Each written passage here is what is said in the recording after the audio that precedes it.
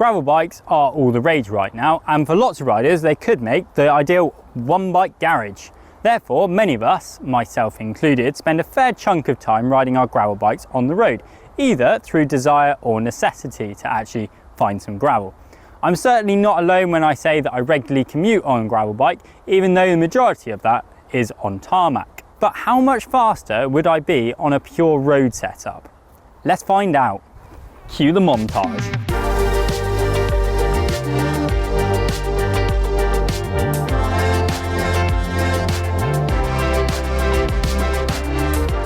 Over the past few months, we've had videos comparing race bikes to endurance bikes to gravel bikes, and even introduced ourselves to all-road bikes. If there's one thing that we've learnt from all those videos, then it's that you guys absolutely love a bike that can do it all.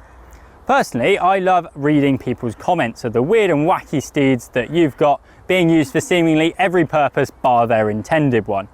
And that got me thinking, is it actually worth having two wheel sets? Is your gravel bike actually any slower than a road bike?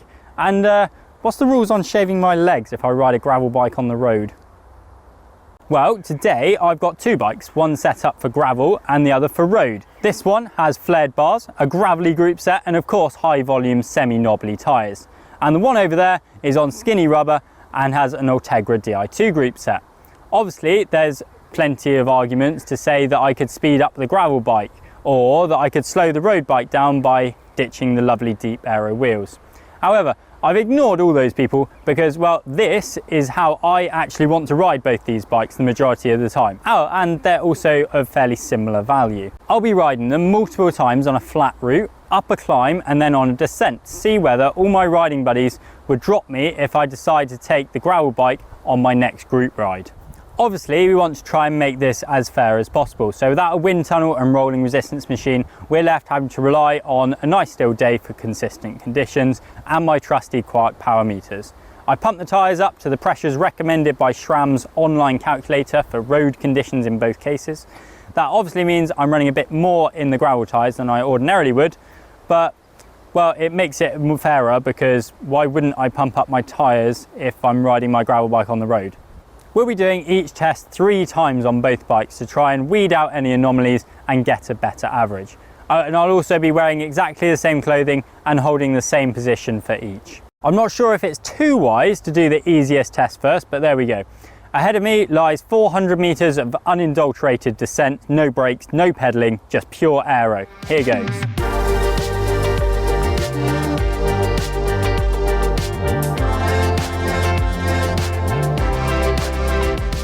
Well, that's the 6 runs done, and it's clear to see that the road bike is indeed faster at descending. No surprises there. But what are the reasons for this? Well, these knobbly tyres are going to create more rolling resistance. Each one of these knobbles deforms quite easily, and that creates heat.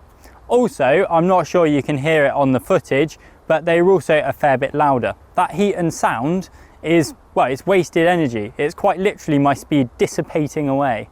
If you take a look at websites such as bicyclerollingresistance.com, then you'll quickly see that even the very fastest of gravel tyres are around 10 watts per tyre slower at 28 kph.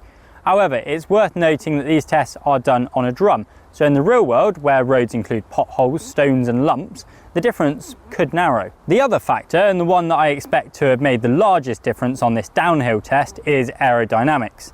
To help me not go over the bars and stay in control when I do take the Lauf off-road, it's not only got wider bars, but they're also higher. This increases my frontal area, or the amount of my body that's trying to force its way through the air, and hence slows me down. It's at high speeds that this is most important, as the drag isn't linear. And one other thing, I didn't pedal on either test to ensure it was as fair as possible. However, if I had needed to, then I'd have probably found that I couldn't pedal any faster on the gravel bike thanks to the 1x group set, which is commonplace on off-road steeds. Just something else to bear in mind if you do want to regularly travel faster than, say, 50 kph on the road. On to the flat test, where once again we're expecting the road bike to shine.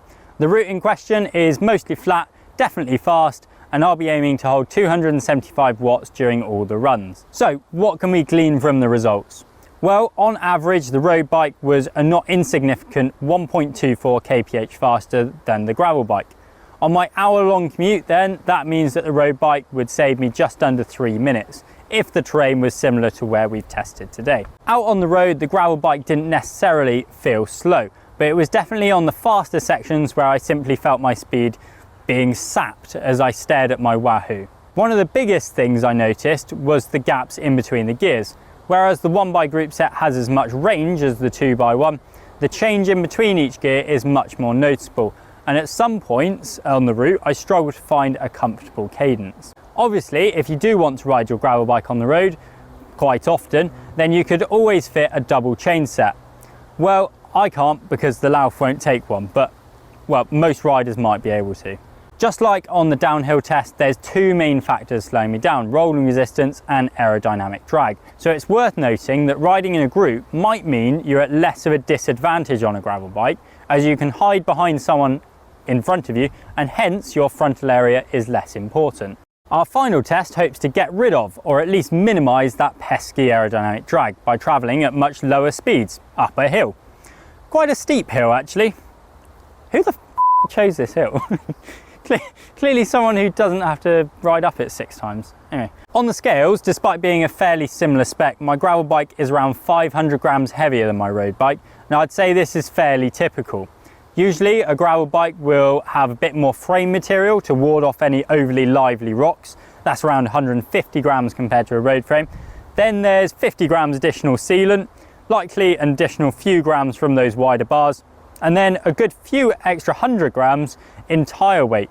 There's just a lot more of them on the gravel bike.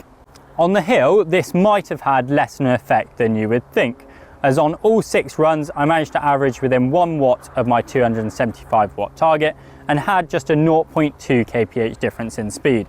With an average speed of around 12 kph, it's fair to say that aero benefits were marginal at best, so this comes down to weight and rolling resistance. In fact, the differences were so small that they could well have been smaller than our margin of error. Taking this one step further, and I kind of wondered why some of my old hill climbs that I set on a rigid mountain bike were so hard to beat, for me to beat, not other people to beat. Well, there's a lot to be said for climbing with your chest and lungs open, and it's clear to see that the difference in rolling resistance isn't that big when traveling this slowly. Maybe if you keep on getting dropped on the climbs on a gravel bike, then it's time to find a new excuse. So, are gravel bikes really the jack of all trades, or are they the master of none? Well, although they are clearly slower on tarmac, I'm actually pleasantly surprised by the margin. And if my road bike is ever at the shop getting fixed, then I'll be more than happy to head out on the group ride on my gravel bike. That could earn you some serious bragging rights if you do beat your mates on a gravel bike too. Let us know if you ride on the road on your gravel bike down in the comments section below. Were the margins bigger or smaller than you thought they would be? If you found this video interesting, then please give us a like and subscribe to the channel, as it really does help us out. And check out on our test on how much faster deep wheels are using the card on your screen right now. We'll see you next time.